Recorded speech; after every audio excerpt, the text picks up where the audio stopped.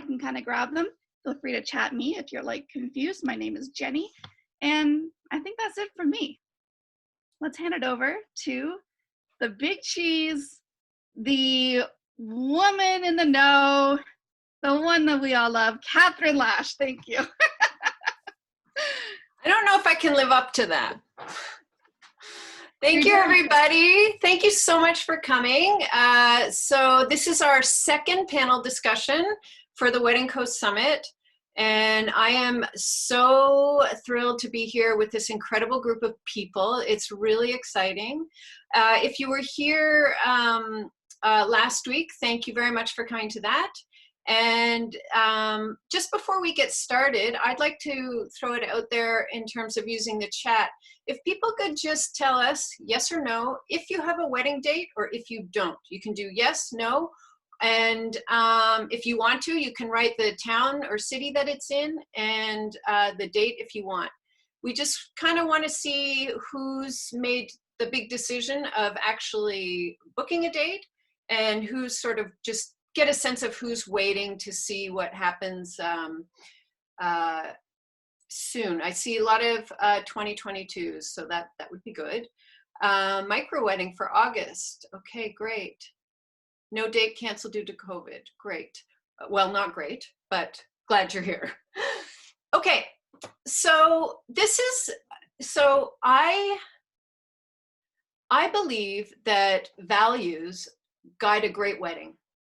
They also guide a great marriage, and they guide a great business. And I'm so excited for this particular seminar because all these businesses here are value-driven businesses with sustainability and eco-friendly as one of their main values. And I'm going to assume everybody listening in on the panel, all you newly engaged couples, this is a value that you hold close to your hearts as well. And that makes my job a lot easier, really getting to the point on many of these ideas that we're going to talk to. So I want to take a moment to actually introduce everybody now. What am I trying to say here? I'm just going to introduce everybody. Getting all confused here. Okay, so everybody might be different on your screens. If you scroll over, you can see their names. So first we have Holly Perrier from Perrier Planning. Perrier Planning delivers an elegant, earth-conscious events, crafting unforgettable memories with an eco-friendly mindset. We have Wendy Law, WLA Events. WAL Events is dedicated to creating beautiful and thoughtful events with an eco-conscious mind, one step at a time. We have Michelle DeKenney from Forest and Fauna. Michelle is a woodworker and artist. She makes fun, sustainable, and handcrafted products that are created using the most earth-friendly materials and techniques. We have Jordan Kentris, A Good Day Inc. A Good Day Inc. is a boutique experience studio creating stationery and branding that will inspire and wonder excitement in your guests. We have Leanna Cross and Emily McClellan from Evie Rose. Evie Rose is a floral design and event planning studio that takes a very personalized and eco-conscious approach, growing flowers each season to create something truly unique and custom for each event. And we have Kate O'Connor from The Course for Brides. Kate is a life coach and founder of The Course for Brides. The Course is the original source of personal development and emotional health for brides. Together with over 28 world-renowned coaches and therapists, Kate has designed actionable, custom-made lessons specifically for brides-to-be. Welcome, everybody. So glad you could be here. Okay, we are going to actually just, we're going to dive in, except I'm going to put them on the spot for a minute. They don't actually know, the panelists don't actually know that I'm going to do this. So I have a rapid fire question for you. So what I need you to do, I need you to give me one word that describes your business, but you can't use sustainability or eco-friendly. And I'm going to start with Michelle. And you have to turn your mic on. Yeah. Whimsical. Whimsical. Holly, you're next. Is earth friendly? Is that cheating? Oh, that's a bit cheating, but I'll give it to you. Leanna? Garden. Garden. Kate? Powerful. Nice. Jordan? Inquisitive. Emily? Intentional. And Wendy? Thoughtful. Great. I love it. Okay, we're just going to dive in with questions right off the bat. So, Holly, I'm going to start with you. What for you makes a wedding eco-friendly? So I would say eco-friendly is a very big encompassing term, but the general goal would be to really consider the planet in each step of your planning process. But definitely at the beginning, like you really have to, like you said before, decide on your values. So your values will really represent what kind of sustainable event you're having. So, you know, like the main categories I would say that we kind of like talk about with clients to decide like what's most important to them would be either like low waste, plastic free, or focusing on more like organic, focusing on local, focusing on everything more secondhand. Or the last category is kind of like the ethical part. So like carbon offsetting everything at your event and really donating to charities that are going to give back or companies that are going to give back.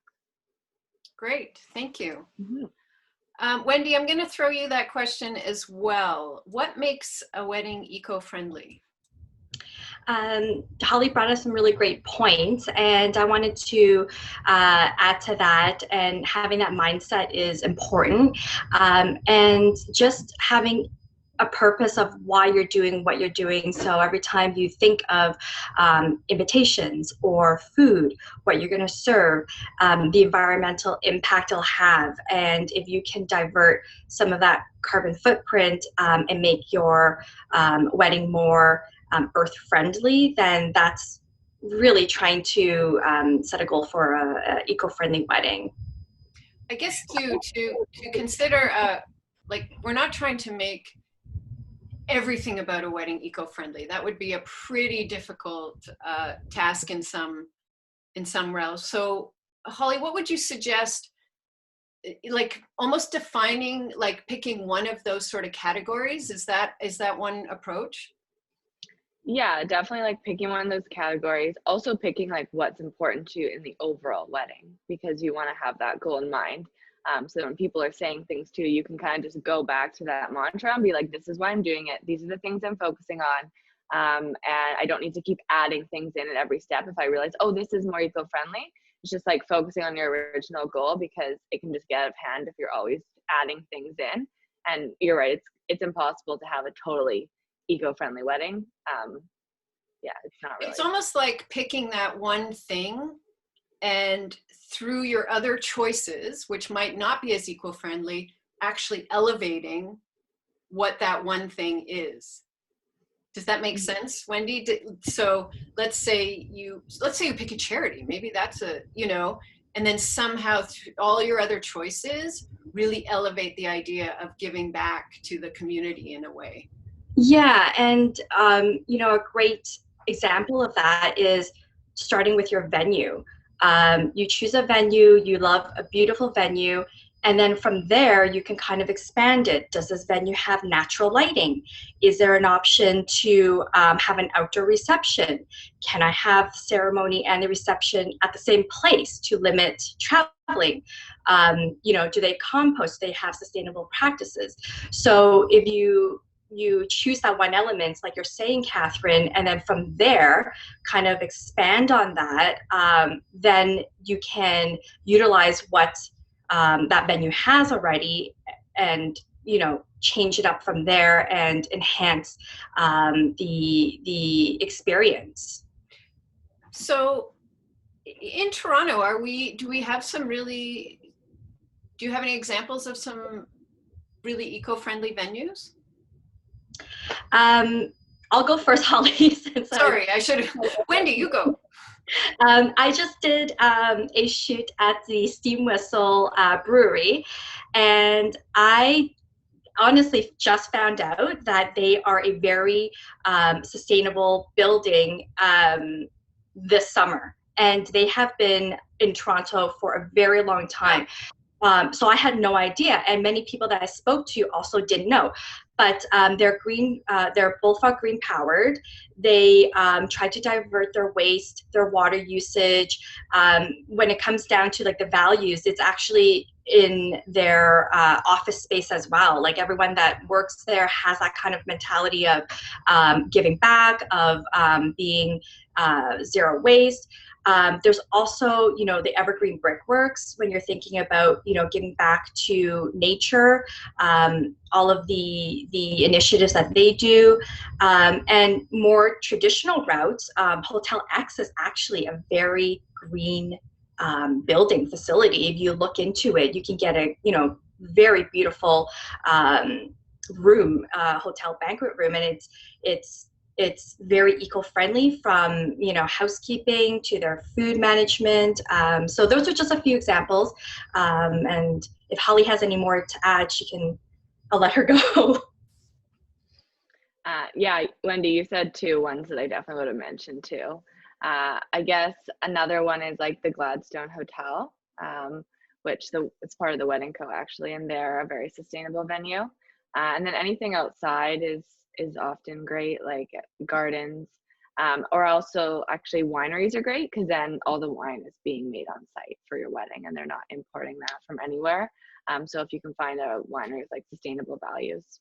So many ways.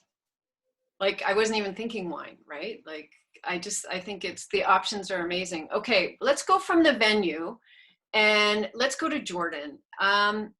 Jordan, invitations make the initial statement about a wedding. How can a couple communicate their strong, sustainable, eco-friendly values through their invitations? It can kind of manifest in many different ways. It can come through in the materials that they choose as the base for their invitation. So there's tons of options out there. There's, you know, post-consumer recycled cotton handmade papers. There's, you know, I've got paper that's made of recycled denim and recycled hemp hulls. Like there's really interesting materials out there that can kind of shift the conversation, and it shows something that's tactile in how you're approaching the event for your guests.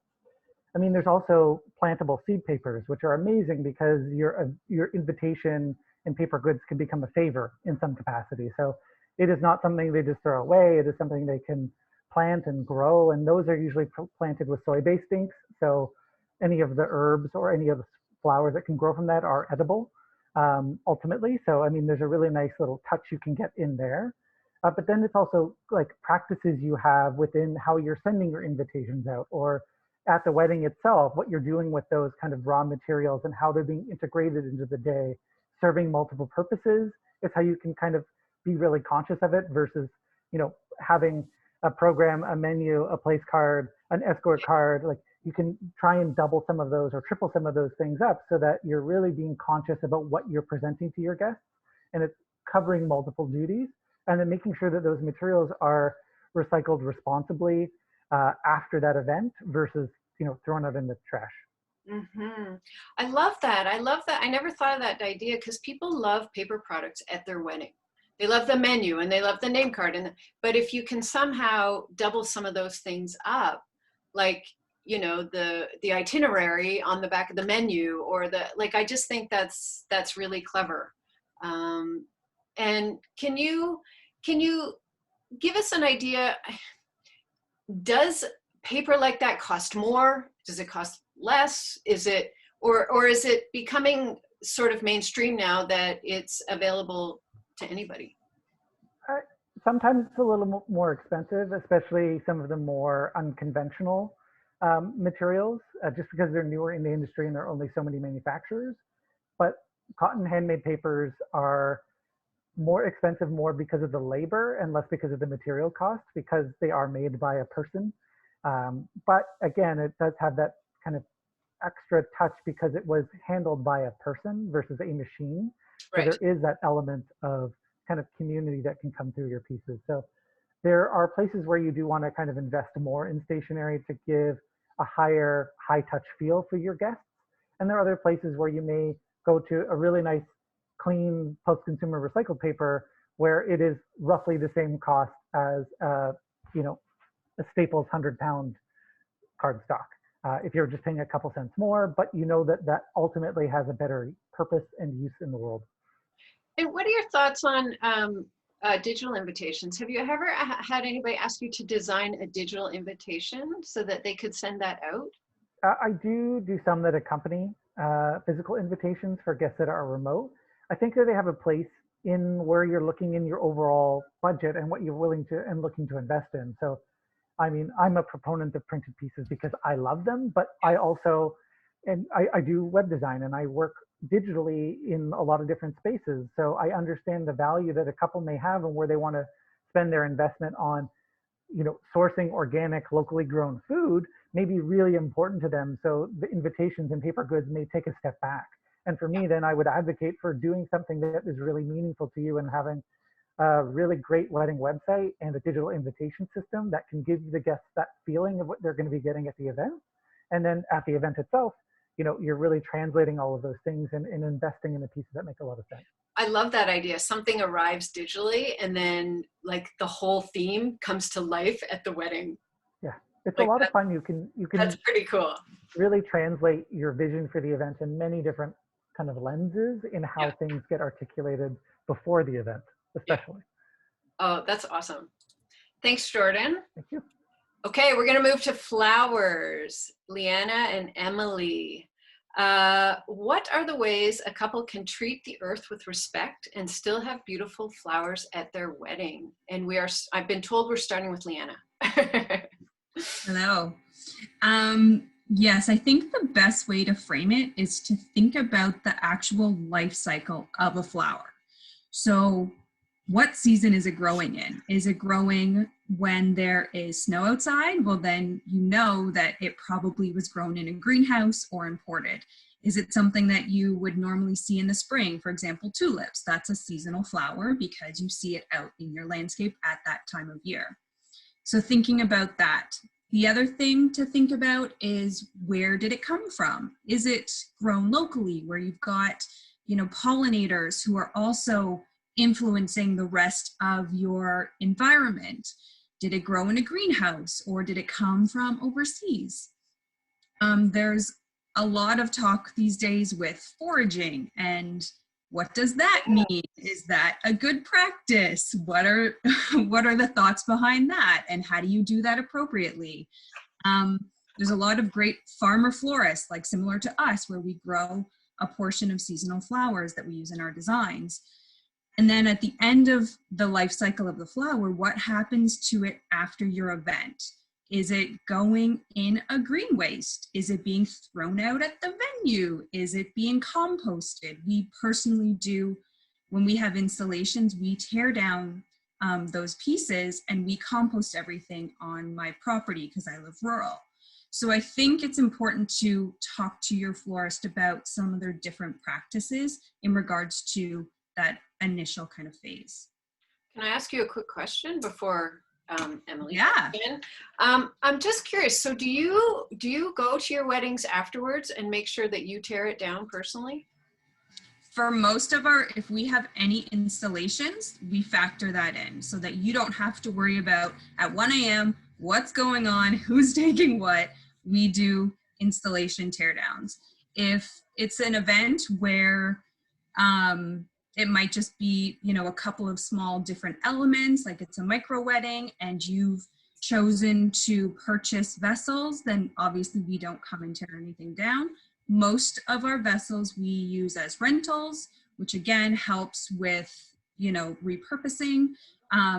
So in that situation, yes, we do remove everything and compost it afterwards. I love that. I love it that it goes back to the farm. It's just the circle Yeah. of life. Your farm is just recycling everything. That's awesome. Okay, Emily. So I'd love to talk to about the more design elements of your decor. So Leanna's talking about the flower side and how we come full cycle in that realm, but there are other things that you can think about when you're designing your wedding. So some things that we start from the very beginning is, let's think about what elements are going to be in what spaces, so that perhaps we can design something where we're taking something from the ceremony and then moving it to your reception. So you're actually getting that 7-8 hours of beautiful rather than the 30 minutes that the ceremony is going to be. So talk to your florist about, or your designer about, how you can use those elements to their fullest. And so the cut flowers that you're using are actually going to be enjoyed for the entire time. We can also talk about technique. There's something called floral foam. If you're a florist, you know about this. If you're not, educate yourself.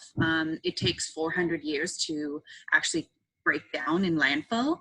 So it is something that we avoid at all costs. So we use some very like traditional ways of designing our flower elements with chicken wire and moss and other water sources, that we can really avoid using that in our design. So that takes a lot of energy and kind of thoughtfulness in terms of what pieces we're picking for you and where they're going to be, and in like how they play around with all the other things on your tablescape, etc. Leanna mentioned rentals. So we pick really unique custom vases that we repurpose again and again. It fits our style, and we kind of rotate those year to year based on trends. If you do choose to purchase vessels, we can help, upcycle or factor in where that product is coming from so that it's efficiently sourced and thoughtful. And then lastly, we can talk about waste. So something that you don't often think about when you're thinking about your wedding in the beginning is what's going to happen right at the end. So Leanna mentioned we do installs, and we actually make sure that our team is there to take everything away. But if you haven't planned for this, just talk to your venue and your coordinator about how they plan to break down all your elements. Are they going to go straight in the bin, in the waste outside, or do they have a composting system? Do you want to give your arrangements to guests to take home? Or something really interesting to do is even use some of your arrangements for decor for your brunch the next day, or like your weekend that you're having family over for. It can sometimes be 3 or 4 days long. So think about how you can use those pieces. Again, they usually last a day or two depending on the flower, but you can talk to us about how that will last for your event.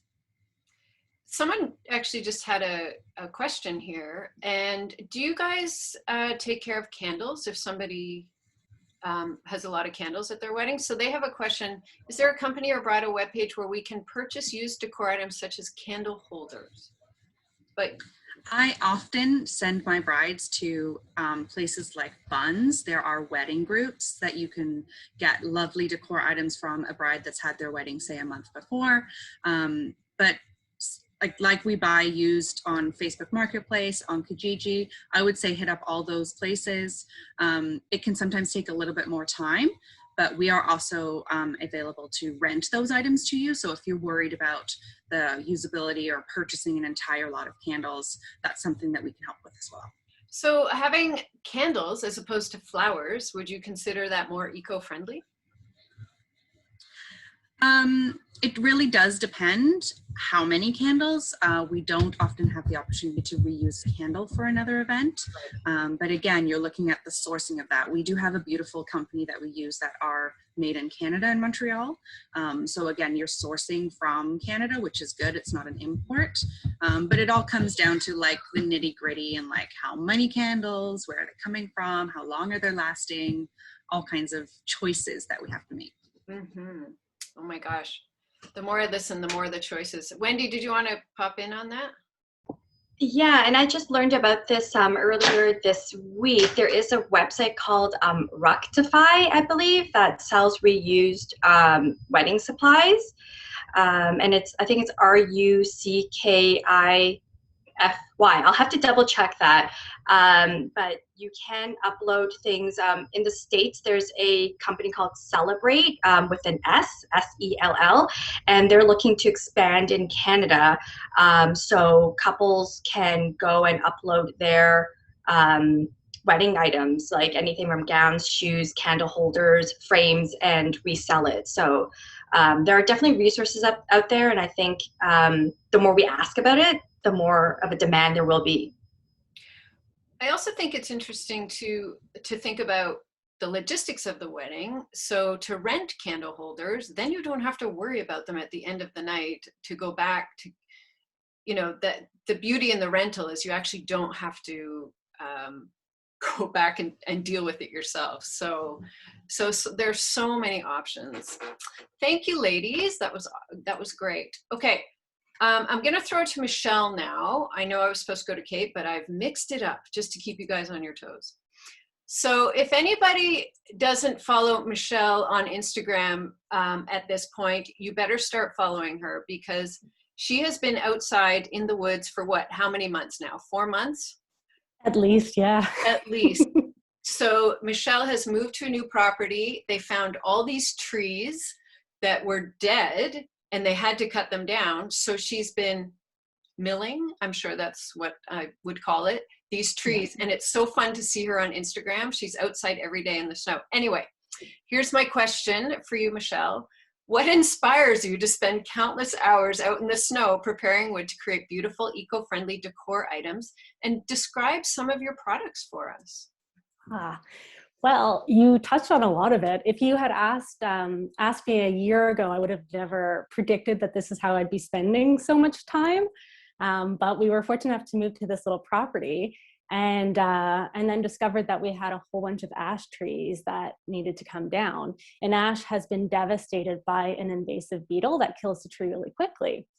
So we were unfortunately presented with this, lot of trees, and decided that we would take the opportunity and learn to mill and turn it into lumber so that I could turn it into future projects.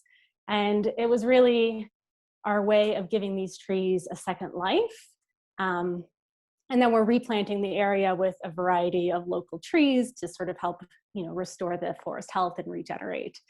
And so it was really just our opportunity to not let something sort of sad go to waste and create something new.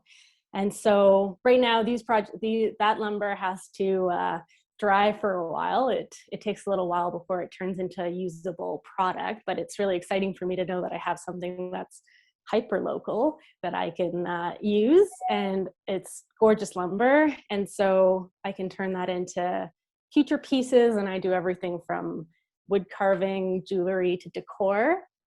And so for weddings, I think it's really nice to sort of take a couple of your elements and think about your decor and maybe your favors. And like Jordan was saying, you can kind of bundle these together. And if you present them in a lovely way, your favor becomes your decor, or your decor can become your favor.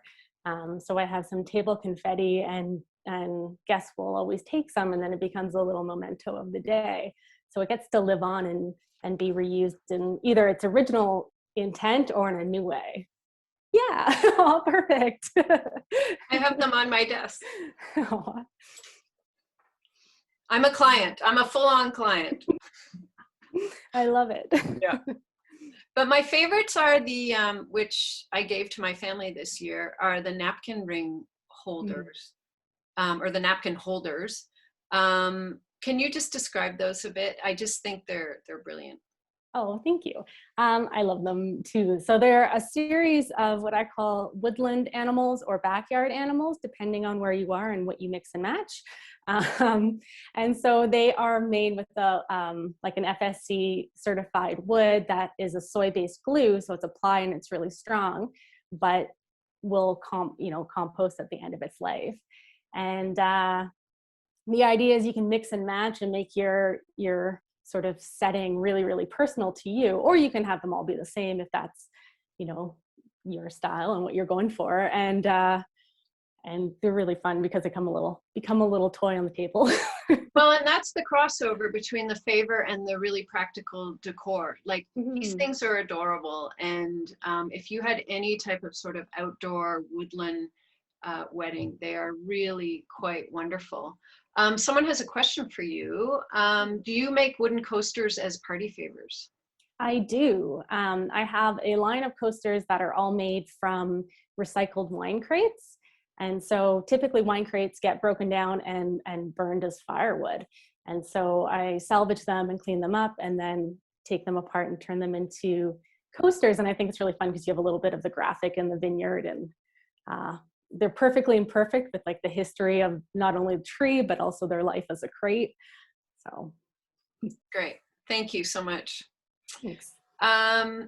Kate. Okay. I'm so thrilled to have Kate here. I've known Kate for a long time. And when I talk about sustainability, I know that there's sustainability within what you do at your wedding, how you express yourself through the decor and everything. But holding a sustainable mindset is not an easy thing to do when you're planning a wedding. And so I brought Kate on the panel because I think it's really important that we discuss how to really stay true to what you believe when you have so many influences. So Kate, when a couple is being pulled in different directions by others or feeling overwhelmed by expectations, what are some of the tools they can use to stay true to their eco-friendly value or any value at that? Thank you, Catherine. Yeah, I think it's a really great question. You know, the course deals with a lot of like emotional stressors that come up with during wedding planning. I'm actually really curious before I answer. I made a list of 4 things, but I'm curious to know from the participants if you want to maybe write in the chat, like out of all of the people who might be resisting your values. So in terms of like either people resisting or pushing their opinions on you, like who is the person in your life who you think will like resist your decision to have an eco-friendly wedding or a sustainable wedding? So is it like, you can write in like parents, mom, partner, friends. I know sometimes it's like friends who've recently been married and they have all their ideas and they want to tell you, in-laws. So we're getting like parents Media. for a lot of people. Yep, Like, media, self. Yeah. Yeah. Yeah, so it looks like the most common answer is parents. And of course, like there are all sorts of reasons why, you know, sometimes it's generational, sometimes they don't have, you know, the same ideas about values, or maybe they're paying for part of it and they feel like they have an opinion. So there are all sorts of reasons, but yeah, moms, you know, spouses, parents, reasons why people like feel the need or desire compelled to push their opinions on us during wedding planning. So the topics that I wanted to touch on very quickly was the things that come up for people are typically like, I think Holly and Wendy both talked about like knowing exactly what you want ahead of time, knowing what your desires are or what your priorities are. In advance of discussing or sharing your ideas. Then the second ones, I'm just looking at my note over here, is dealing with like the automatic yes. So something that comes up for people will be like, just like our compulsion to say yes to people when we feel under pressure, as opposed to like taking a pause and having sort of like a backup phrase. So learning how to set boundaries in a way that's not going to start a fight. And the third one was practicing. So a couple of the lessons do teach about setting boundaries during wedding planning. And one of the main things is something so simple, which is like, once you know exactly what it is that you want, to actually practice saying your responses to the difficult people out loud. So you can practice with your partner or you can practice in the mirror. And sometimes it's just a matter of saying it out loud and like feeling the words roll off your tongue. And the words might be like, you know, thank you so much, but we've already decided that we're only going to look at venues that have an outdoor space. And you know, I've already answered that question and I'm not going to talk about that again. And it sounds harsh. So sometimes you have to deal with like, you know, what are they going to say? And there are lessons on like how to set boundaries and how to deal with the anxiety that comes up. But just having those little things that you've discussed with your partner that you can like say, okay, what are we going to say to, you know, your mom who like thinks that it's ridiculous that we're doing X, Y, and Z. and just practicing it out loud, like in the car, right before you go into their house or whatever it is. And a lot of times, like, it won't even come to that because you've got this like clear, decisive energy about you. And, you know, sometimes, like one of my teachers always says, our words tell them what we want, but our energy tells them how to feel about it. So when you can be calm about like what you're committed to, what values are important to you, and you feel confident and you've kind of practiced ahead of time, a lot of times that energy comes across, and the people will actually have like a much more supportive response than we anticipate. I love that. Yeah. I think Yeah. So I think that's amazing about the feeling as well. And that you're in a partnership, right? Your partner's got your back, right? Like you got to have your backs for each other. But I love that feeling. Your body says what you're feeling. That's amazing. Sorry, keep going. Oh no, so I was just also curious to know in the chat if people want to say like what you think your main issue will be, if it's going to be like knowing what you want, like having an automatic yes, setting boundaries. And then the other big one, I think that's tough for people, especially in wedding planning with lots of decisions, is like just trusting yourself. Like, am I making the right decision? There are so many decisions, so many things to think about and pick and choose, especially with COVID now and like not knowing a date or like, should we postpone? Should we elope? And then so when you've got these strong values, like an eco-friendly wedding or a sustainable wedding, it's like, you know, am I making the right decision? Is it worth the trouble? And so, yeah, self-trust is also a really big issue for wedding planning. I'm just curious, you know, especially around COVID, you know, making decisions right now is really difficult. And decision making is like, that's all you do when you're planning a wedding, right? It's all about decision making. Do you have anything, any tools around decision making and uncertainty? Okay. Absolutely. So one of my favorite lessons in the course is called Using Self-Marriage to Become a Decision-Making Master. And it's taught by a coach named Danette Relic, and she's brilliant. It's quite a funny lesson.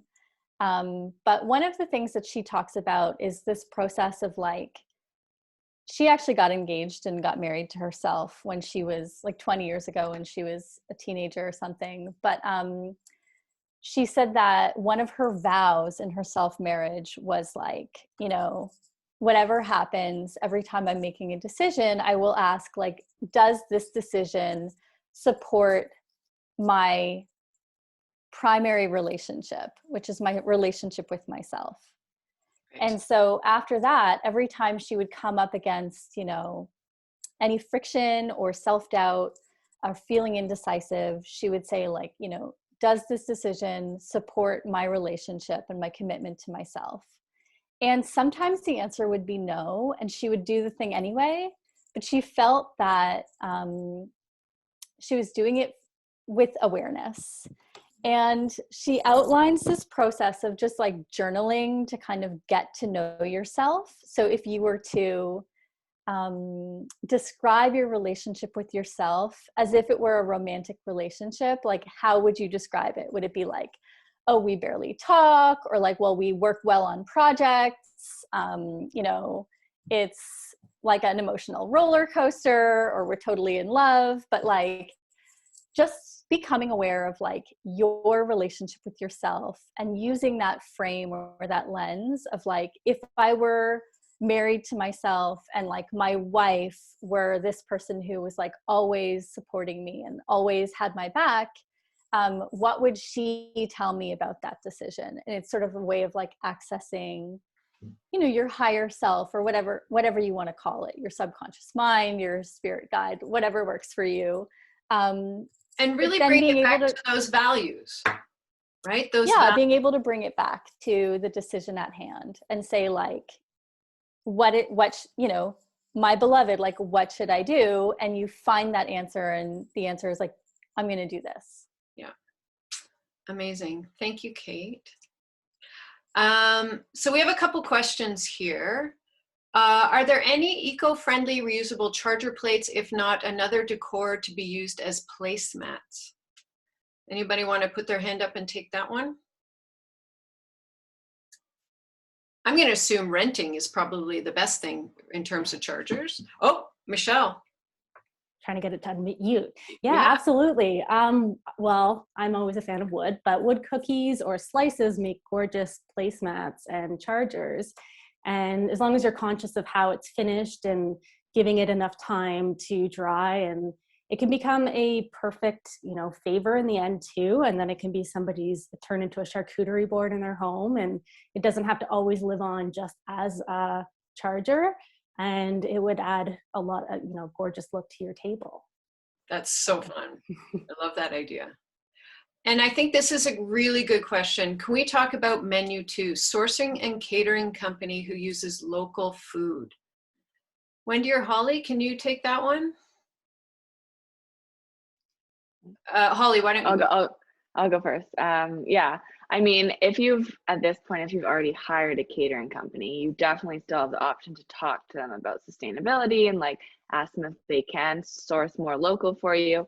So that's always an option. So don't feel discouraged if you've already hired a caterer who's not specifically eco-friendly.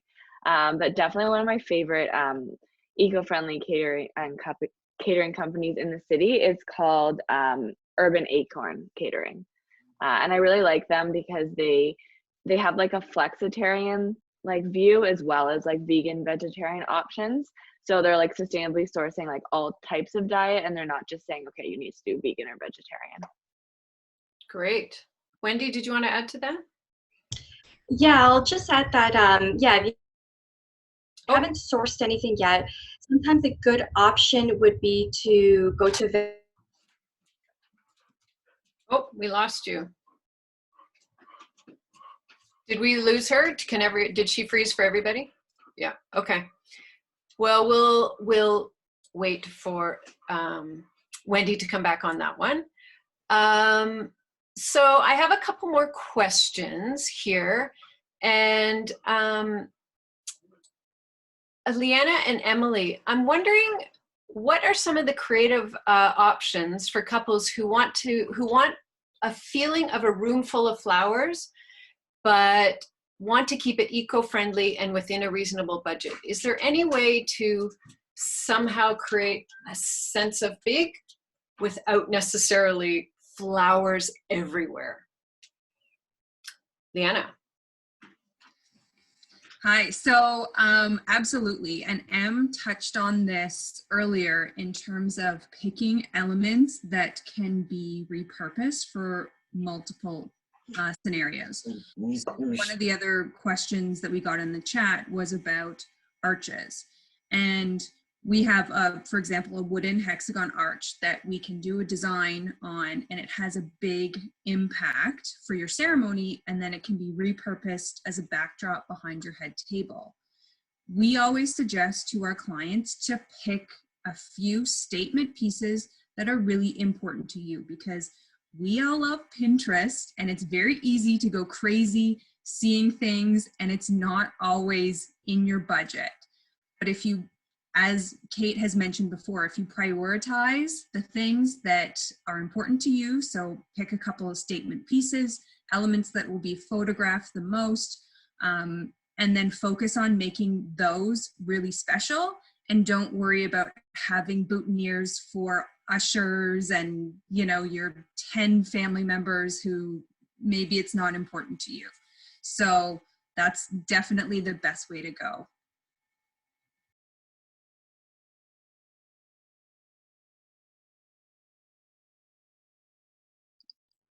Catherine, you're muted. Great. Yeah, Emily, my dog ran into the room, so I had to mute myself. Emily, did you want to add to that? Sorry. Yeah, I think something else that might be important to consider is how is color going to translate? So if you think about the venue that you've chosen, like what does the room look like already? Are there things that you can already manipulate to really speak to your decor that you don't have to then recreate pieces that are going to be unnecessary? You can also think about seasonality, and if you're having something in the summer or spring, color can really translate to a lot of look. So you can kind of mind trick a little bit in terms of like play on play with, color on color or monochromatic that can really tie into other elements that you have like on the table, so napkins, etc. So you can really layer things so it can look beautiful and lush, but it's very intentional. Great. We have a question for you guys. Is there a guide available for which flowers are most suitable for each season, month of the year?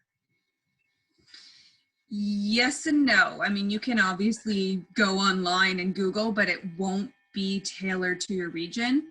Right. I'm in the process of putting something together because I know we have a lot of planners contacting us who are looking for seasonal flowers. So keep your eye out for that. We will have it on our blog in the next couple of weeks. I'm doing something on, a visual guide and then information on what seasonal flowers actually means. Great. Okay. I have a question. Oh, Wendy, did you want to just add to the catering question? Yeah, sorry, I'm having Sorry. technical difficulties here. Yeah, no, that's fine. Yeah, just to add to that, if you haven't found a place, it might actually be beneficial to find a venue that has an in-house kitchen. And even a shared restaurant like a hotel. Usually what they'll do is they'll double up, and any of the food wasted or ordered can be reused as a special item at the restaurant, or whatever else. So if you don't want to go the catering route, and if you're able to choose a venue that has a kitchen already, then that would be helpful. That's all I wanted to add. Yeah, no, that's great. And it brings up another question for me, and that is, what would you say is like a really like danger zone in terms of weddings? What is the most unsustainable thing we do at weddings? Is it food wastage? Is it like what seems to be, what's something that somebody can really grab hold of and make a difference? Anybody want to grab that one? Holly? Sure. I guess it really does depend on the size of the wedding and the type of wedding. But a big one for me, and like one of the first things I saw when I started working for other planners before I had my own business, was the favors wrapped in cellophane. Everyone really thinks it's necessary to have little cellophane, like little bows wrapping around all their favors, and it's very unnecessary. Interesting. Wendy? One of the things that people may not realize is transportation. And I'm not talking about going to and from a venue. I think one of the biggest, wastefulness in the industry is your food and beverage. Where is your food being sourced from? Where are your drinks coming from? And that's a huge component. You're serving 3 courses, you're serving hors d'oeuvres. And when you look up statistics, like beef is one of the items that has the highest emissions when you're serving it. So things like that, from behind the scenes, it may not seem like you don't think about it because you don't know. But I would argue that transportation costs and your food and beverage would probably be very wasteful. We all know that Canadians, we waste on average almost 50% of the food that we purchase daily. So when we think of that, and the wedding, where there's overage, to make sure that we don't leave anything out or unexpected guests, in my opinion, that's probably what it is. Jordan, do you see anything that that people can watch for, or that you just are like, wow, that's just over the top, you don't need that? Do you see any of that in the stationery sort of realm? Yeah, and I mean, to kind of piggyback on the Holly, like being intentional with things like enclosures, you want to make sure that whatever you're packaging things in has its own purpose and potential reuse, so that it has multiple lives. So adding, beautiful belly bands on invitations that are bejeweled, can that jewel be used as a napkin ring? Like, if you can think of it having multiple uses, then it can have a purpose as part of the full suite. But if it's, a plastic wrapper inside of an invitation printed on plastic paper, like none of that is recyclable, especially here in Toronto where we have fantastic recyclable. Like when you factor those things, and you also have to think about where your guests are going to be receiving those things. If you're inviting a lot of guests from out of town that are international, that mail has to get flown on an airplane. Like all the little things you have to think about is those guests may be better served with a digital invitation. Unless it's immediate family. You have to balance all of those things in planning an event that you're hoping to be kind of eco-conscious and sustainable. It comes into what you want to kind of do overall, and all the decisions you make through every touch point need to kind of ladder up to those values, as we've been kind of touching on. Great, thank you. Okay, so we're running out of time, and I have one last question for all of you. And that is, in 10 years, what would you like the biggest wedding trend to be? So based on your value now of sustainability, what would you like to see as a really great wedding trend? That's something that everybody is doing. For me, I want everybody to have to start their wedding planning by writing their vows. That I think is the key, because then the whole wedding, just because your vows are your value, the whole wedding just comes out of what you've done. Because usually your vows are the last thing. And I want to flip that over, and I want people to have to write their vows first and send them to Jordan so he can print a beautiful little book, with a sustainable book with the vows written in it. And we're gonna hold people to their vows. Okay, Michelle, you're on. What is the trend you want to see everybody doing that's sustainable in their wedding in 10 years? Oh dear. I would probably go with mindful, if we can make that a trend, and kind of in line with what you were just saying, where if you create boundaries and then stay very true to yourself and your values and be very intentional about every aspect of your wedding. And yeah, so there, mindfulness, or being mindful. Great. Holly? I kind of have two answers. One answer would be definitely like things just becoming less traditional, because weddings were designed originally to bring two powerful families together, right? And to bring two families together, and it wasn't for love. And now it is for love, and we're still following all of these old traditions. So really like not having a like, okay, I need to do this, and like really just thinking about what you want to do with your couple and what's something you enjoy doing together, and then making that into your wedding. And then my second thing would be, I think so many of our like moms saved their wedding dresses for us. And then so many people don't want to use those dresses. So really like if anything is ever saved for you, just taking that fabric and creating something new. So really like trying to push forward that fabric that's like beautifully saved for you, and just creating something new instead of just buying a new dress. Amazing. I'd love to touch on that first point about traditions. I think traditions are amazing, but I think you need to study them and then decide if you actually want to have them in your wedding. And if you don't have to do it. So I love that point. Like really be really specific about, if you are going to follow one tradition, like know why that tradition actually exists. Don't just do it because somebody told you had to do it. So those are great. Thanks, Holly. Jordan, you're on. I would probably say two things. I'll do one short one and one a little bit longer. One is purpose. I really hope that people really kind of bring intention to what they want to be doing with their event, and everything they do and bring to the event of design and give your guests serves a purpose and like a need ultimately, versus just some of the excess that can typically happen when we kind of get a little overzealous in trying to impress our guests and trying to show all the different things.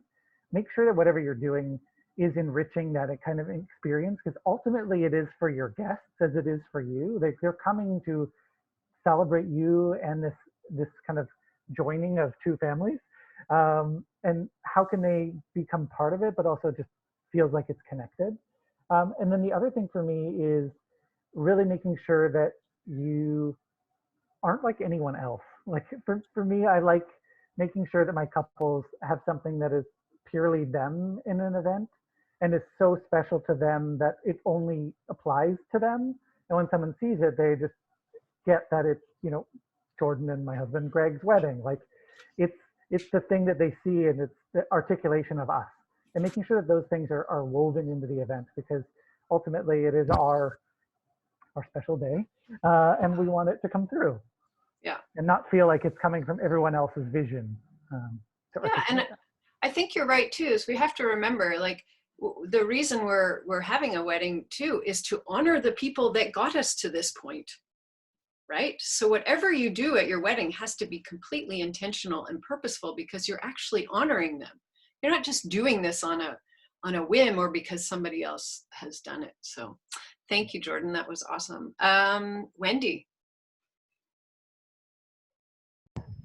I think it'd be nice if 10 years from now, sustainable weddings wasn't a niche market. Yes. That it was something that we just did naturally. You know, we wouldn't have to talk about caterers, about what kind of food options are available. Like, you know, Jordan can just make invitations that are, you know, that we can bury back into the earth. So if we can, you know, make that a mainstream thing and it's something that is just normalized, that would be great. And maybe get rid of Pinterest. I love it. I love it. Thanks, Wendy. That was great. Emily, you're next on my screen. I want to mimic Wendy. I think Pinterest is often just failed dreams. I wish people would start like creating from their own personal experience.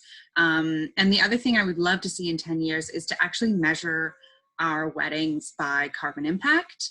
I think that would really give people a great sense of like the decisions that they're making. I know there are some large conferences and events that are starting to do this, and it would be great to see that on a smaller scale, just to, you know, measure ourselves and create with intention.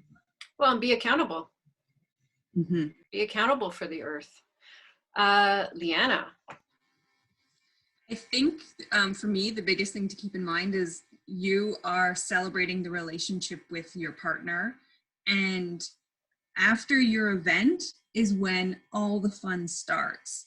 So I like the idea of having something that lasts beyond that, in the point of, you know, always giving back to you.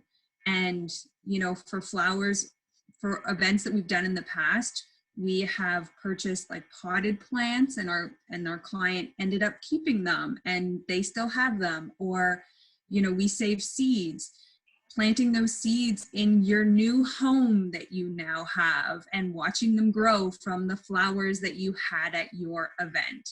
So just this idea of like continually moving forward and just bringing everything full cycle. Great, thank you. And Kate, what would you, oh, she froze. Oh, okay, Kate. What would you like to see in 10 years? I mean, honestly, there have been so many great ideas. I love the carbon footprint thing.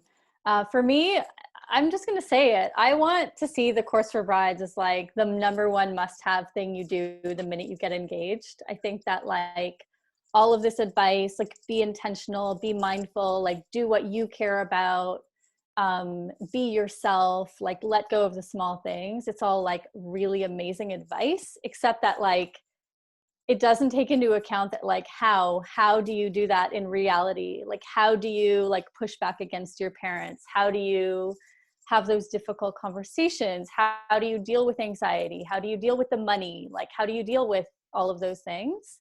So for me, like I think that the thing that empowers everyone to hold true to their values, it like comes from within. And so it's about like emotional health. It's about like accessing the support that you need to have the mindset and the strength and the power to be able to do exactly what you want, and still like, you know, generally make sure that like you're honoring your traditions, X, Y, and Z. Yeah. Okay, that was the perfect way to end this amazing panel. I just want to thank everybody so much. We're a few minutes over. I want to remind all the attendees that we have 2 more panel discussions coming up. We have micro weddings next Tuesday, and then we have memories, which will be the following week, which sort of plays along Leanna's suggestion in terms of, you know, what are you going to do at your wedding that you can take forward for, you know, eternity, to actually give to generations to come. So so that's great. So thank you everybody for coming. Thank you everybody who asked questions and for participating and listening. And we will be in touch. Jenny will be sending everybody an email. And yeah, thanks for everybody for coming. It was amazing. Bye.